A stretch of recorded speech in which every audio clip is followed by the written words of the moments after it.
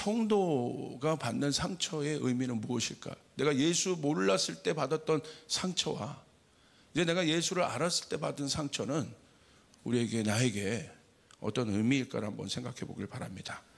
다음 단계로 나가는 데 있어서 가장 큰 방해물이 뭘까를 생각해 볼 때 그 방해물은 상처가 아닐까 싶습니다. 여러분, 상처가 힘든 이유가 있어요. 상처가 힘든 이유가 왜 그러냐면, 상처는요, 피를 흘리고 있는 상처나 아문 상처나 이게 아픈 거거든요. 아프다는 게 뭐냐면 쓰다는 거예요. 그래서 우리는 이 상처를 뭐라고 얘기하냐면 쓴뿌리라고도 이야기를 합니다. 근데 뿌리는 뭔가가 남아있다는 거예요.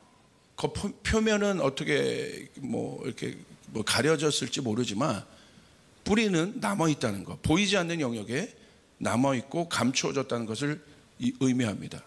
그래서 평소에는 드러나지 않아요. 평소에는 드러나지 않지만 결정적인 시간에 어떤 열매가 드러나게 됩니다. 어떤 것이 드러나요? 그러니까 뿌리라는 것이 그거예요. 평소엔 드러나지 않고 감춰졌던 것인데 결정적인 시간에 어떤 것들이 드러나는데, 그 열매가 썩은 열매인지 아니면 생명력 있는 열매인지 그때 가서야 우리가 알게 되는 거예요. 아, 저 뿌리가 많이 망가져 있었구나. 저 사람은 겉은 되게 유약한데 저 열매를 보니까 이야, 감추어져 있지만 저 뿌리가 건강하구나, 강력하구나, 생명력이 있구나. 우리가 그런 것들을 유추해 볼 수 있는 거예요. 알 수 있고, 이것이 성경의 원리입니다. 대부분의 상처는 아픔과 쓰린 뿌리로 남아요. 대부분의 상처가 그렇습니다. 그러나 그렇지 않은 상처도 있다는 거예요. 우리가 상처하면 대부분 아프고 쓰고 힘들고 이렇게 생각하지만 그러지 않은 상처도 있다는 거예요. 자, 갈라디아서 6장 17절에 쓴뿌리로 남지 않는 상처가 무엇인지를 한번 우리가 좀 보길 원해요. 한번 같이 보겠습니다. 시작. 이후로는 누구든지 나를 괴롭게 하지 말라. 내가 내 몸에 예수의 흔적을 지니고 있노라. 이 바울의 고백이죠. 바울이 뭐라고 얘기하냐면 내가 내 몸에 예수의 흔적을 지니고 있다고 얘기합니다. 근데 이 흔적은 뭐냐면, 원어로 보시면 아마 많이 들어보셨을 거예요. 스티그마라는 단어죠. 스티그마는 뭐냐면 소유권을 나타내기 위해서 구멍을 받은 표시. 그래서 우리는 예수의 흔적을 얘기하면 예수 십자가의 고난의 가운데 있었던 예수님의 상처의 흔적들, 특별히 예수님께서 십자가에 못 박히셨던 그 자국들, 우리는 그것들을 이제 스티그마라고 보통 생각합니다.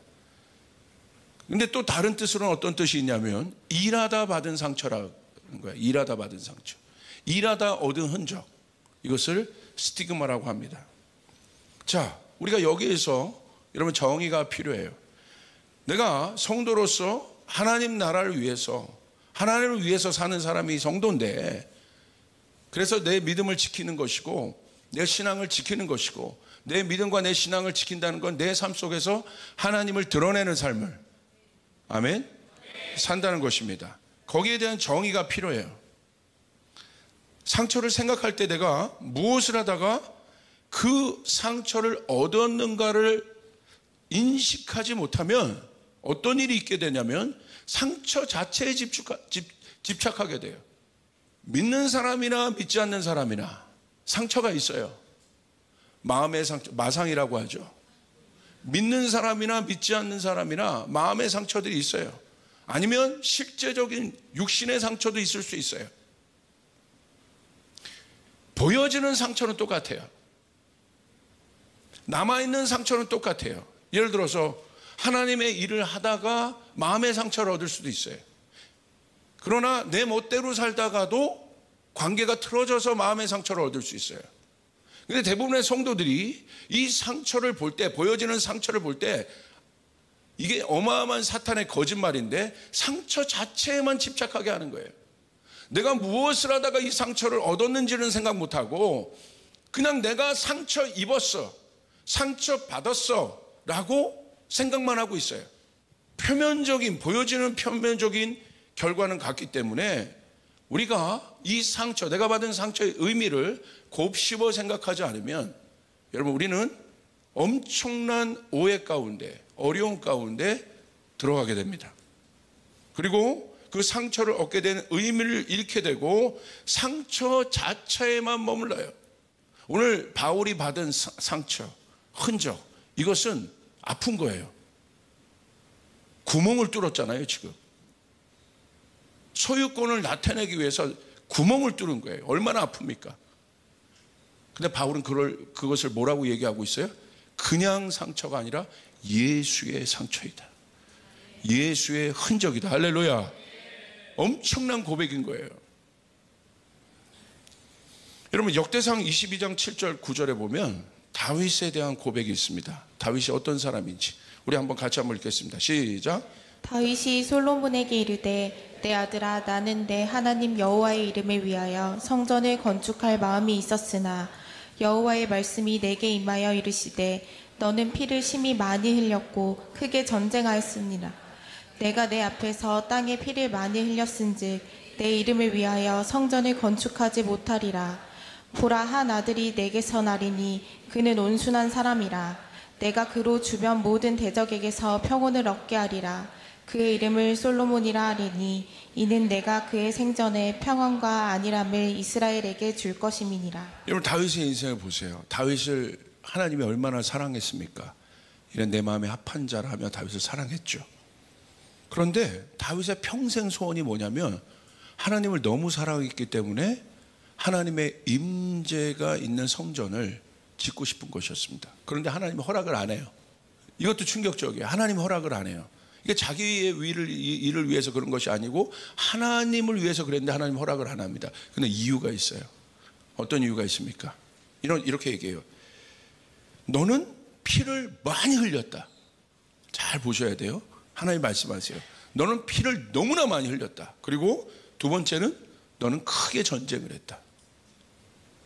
여러분, 우리가 생각해 보세요.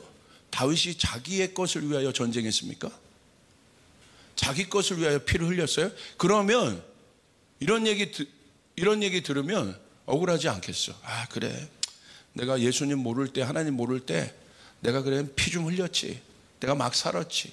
많은 사람 어렵게 했지. 그러면 이해가 돼요. 그래서 내가 성전 못 짓는 거 내가 이해돼. 그런데 여러분 보세요. 누구 때문에 피를 흘렸는데요? 누구 때문에 전쟁을 했는데요? 여러분, 제가 이런 생각을 해봐요. 여러분, 다윗을 우리가 생각할 때 제가 이태리 바티칸 성전에, 바티칸 그 뮤지엄에 제가 가본 적이 있습니다. 거기에 다윗의 석상이 있어요. 유명한 석상. 이렇게 벌거벗고 이렇게 하고 있는 거. 얼마나 몸이 매끈한지요. 얼마나 아름다운지 몰라요. 사람들이 거기서 막 사진을 찍고 소년 다윗의 모습 너무너무 사람이 봐도 너무너무 아름답더라고요. 이렇게 그 석상이. 근데 여러분, 사실 그건 거짓말이죠. 다윗의 몸이 사실 그런 몸이 아니죠. 저는 다윗의 갑옷을 한번 생각을 해봅니다. 갑옷을 입고 전쟁을 했잖아요. 다윗의 갑옷이 저기 왕궁에서 관광객을 위해서 삐까번쩍 보여주는 갑옷이겠습니까? 아마 피떡지가 덕진덕진 붙어 있을 거예요. 얼마나 피를 흘리며 전쟁을 했기에. 이게 다윗의 갑옷이에요. 보여지는 멋있는 왕자들이 입는 갑옷이 아니라. 이 구절 때문에 우리 이런 생각을 해볼 수 있는 것이죠. 엄청난 전쟁을 감당했어요. 그리고 다윗이, 저는 이런 생각을 해봅니다. 전쟁을 갔다 와서 갑옷을 이렇게 벗는 모습을 한번 상상해봐. 갑옷을 싹 벗었는데 여러분, 그 몸이 어떤 몸이겠습니까? 상처 하나 없는 몸이겠습니까? 얼마나 싸웠겠어요. 아마 여기에 이 창자국, 칼자국 이런 것들이 막 온몸에 덕지덕지 했을 거예요. 그게 왕의 몸이었고 다윗의 몸이었어요. 매끈한 몸이 아니라. 얼마나 많은 상처가 다윗의 몸에 있었겠습니까? 솔로몬은 없었을 것 같아요. 솔로몬의 시대에 평강이 있었으나, 그러나 다윗은 그러지 않았다는 거예요. 어마어마한 상처를 다윗이 갖고 있었다는 거예요. 실제적인 상처를. 오늘 여러분의 상처는 어떻습니까? 여러분이 받은 상처는 아픔입니까? 영광입니까? 오늘 바울이 예수를 전하다가 받은 상처는 상처 그대로는 아픈 거죠. 마음의 상처도 입었을 거예요. 왜?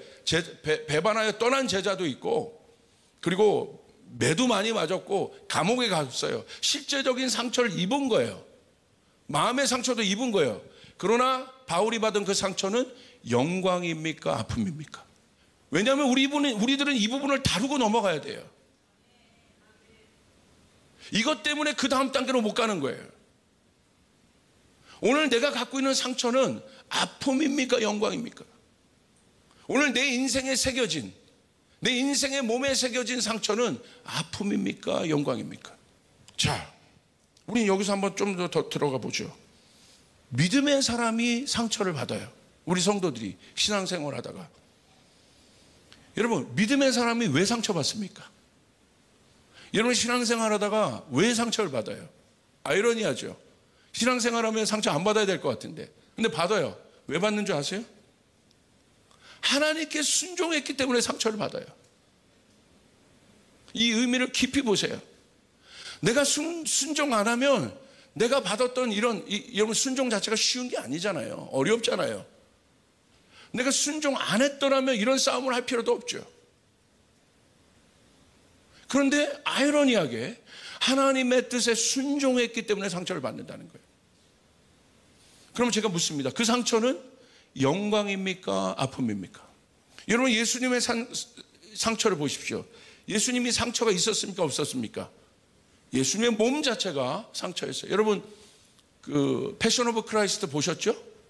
여러분, 부활절 고난주가 나올 때마다 틀어주지 않습니까? 거기 보세요. 얼마나 많은 상처를 예수님이 실제적으로 받으셨어요. 추상적으로 받은 것이 아니라 예수의 몸에 얼마나 실제적으로 그 상처들이 있습니까? 창자국, 칼자국, 채찍에 맞은 자국, 살점이 패인 자국, 온전히 안 아물었을 거예요. 예수님이 십자가에 달려 죽지 않으셨다 할지라도 그것은 예수의 몸에 평생 있었을 거예요. 예수님 잘못하지 않았습니다. 그런데 예수님의 몸은 상처투성입니다.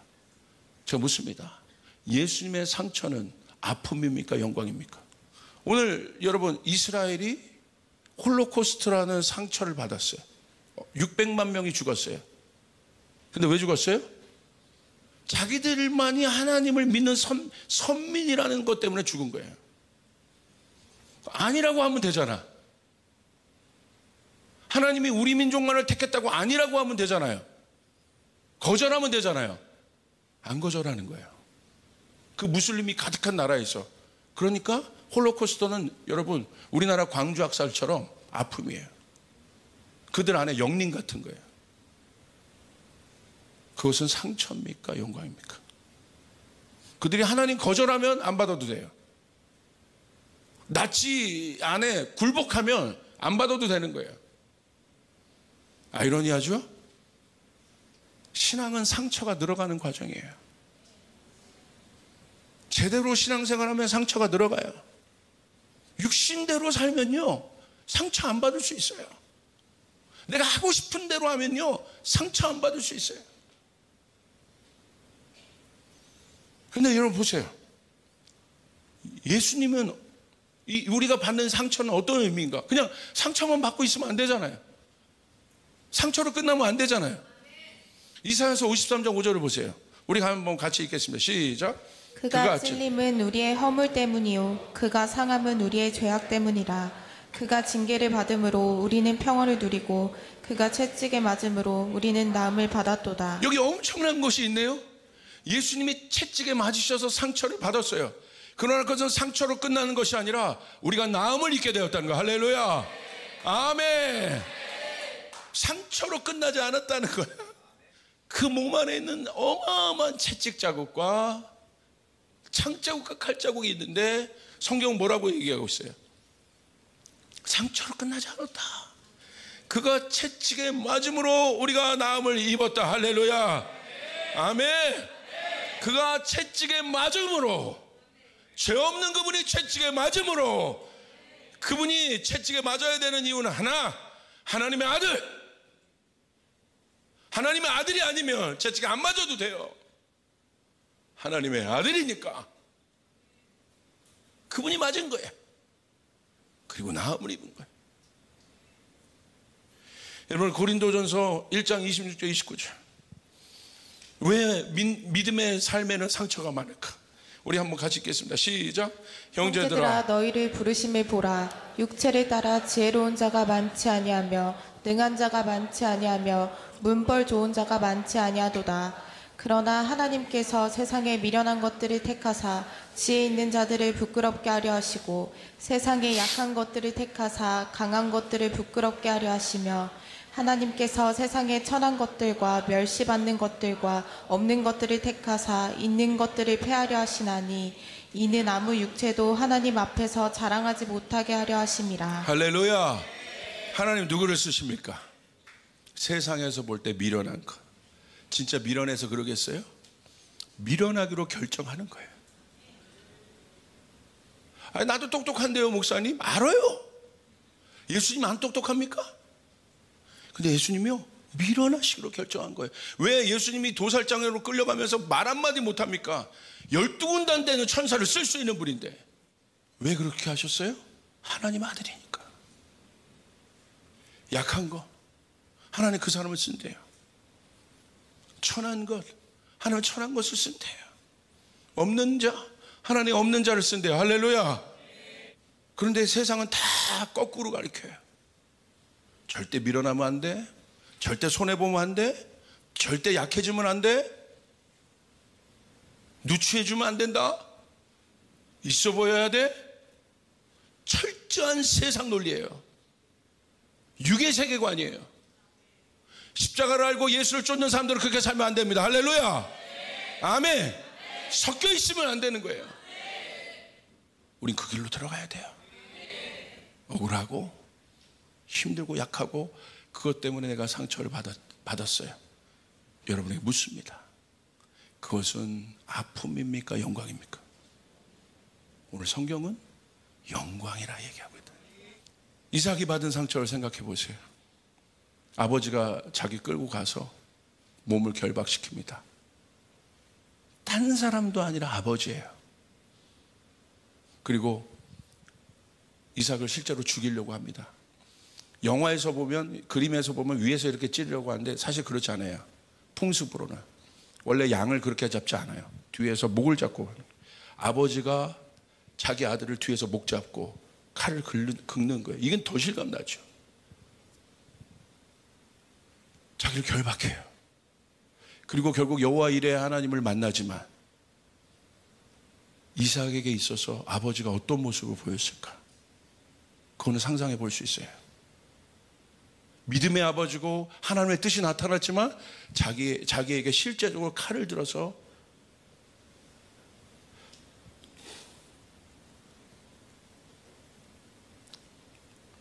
목을 베려고 했잖아요. 그 아버지를 볼 때마다 존경스럽고 하나님 뜻대로 하는 아버지지만 그 마음 안에 얼마나 어려움이 있었을까.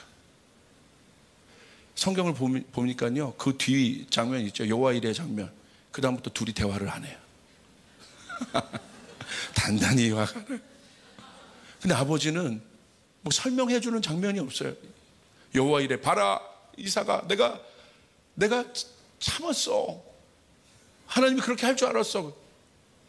그렇게 설명도 안 해. 그냥 또 인생을 살아가.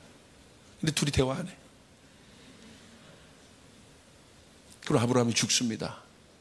알지도 못하고 설명도 안 해주고 죽어요. 그거 어떻게 설명해요? 이삭이 또 살아가는 거야. 그런데 단단히 삐진 것 같아요. 왜냐하면 아브라함의 우물을 안 파잖아요. 단단히 삐진 것 같아요. 그런데 언제 파냐면요, 이삭이요, 자기 부인을 데리고 이렇게 또 다니다가, 아브라함처럼 다니다가 위협을 받습니다. 그러니까 자기가 위협을 받으니까 그 사람들이 또 자기 부인이 아름다우니까 막 이렇게 막 또 이렇게 치근댔거려. 그러니까 이삭이 뭐라고 하냐면 여기를 좀 이렇게 보호해줘야 되잖아, 부인인데. 뭐라고 얘기합니까? 우리 누나인데요. 근데 저는 상상을 해봐요. 그 사건 이후에 정확하게 이삭이 아브라함의 우물을 다시 팝니다.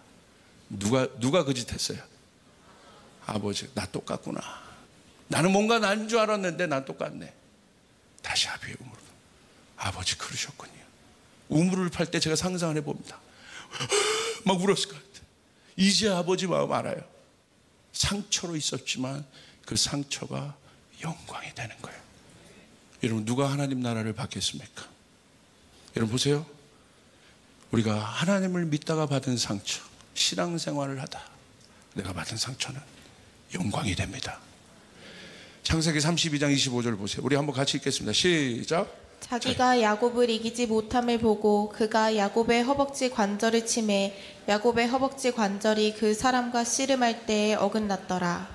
창세기 32장 31절 시작. 그가 브니엘을 지날 때에 해가 돋았고 그의 허벅다리로 말미암아 절었더라. 야곱의 평생의 삶은 하나님의 뜻을 따라 산 것이고 하나님의 복을 따라 산 것이고, 야곱은 사탄과 싸운 것도 아니고 하나님과 씨름했는데 허벅다리를 절었어요.